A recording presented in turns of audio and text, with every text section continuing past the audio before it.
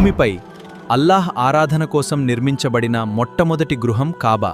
అయితే దాని తలుపు నేల నుండి అంత ఎత్తులో ఎందుకుందో మీకు తెలుసా? ఈ ప్రశ్న వెనుక ఉన్న నిజమైన చరిత్రను ఈ వీడియోలో తెలుసుకుందాం. ప్రవక్త ఇబ్రాహీం అలైహిస్సలాం మరియు ఆయన కుమారుడు ఇస్మాయిల్ అలైహిస్సలాం అల్లాహ్ ఆజ్ఞతో కాబాను నిర్మించినప్పుడు దానికి 2 తలుపులు ఉండేవి. 2 నేలమట్టంలో ఉండటంతో ప్రజలు సులభంగా ఒక తలుపు ద్వారా లోపలికి ప్రవేశించి అల్లాహ్ను ఆరాధిస్తూ ఇబాదత్ చేసి మరో తలుపు ద్వారా బయటకు వచ్చేవారు. అయితే కాలక్రమేణా వరదలు మరియు ఇతర ప్రకృతి కారణాల వల్ల కాబా గోడలు బలహీనపడ్డాయి.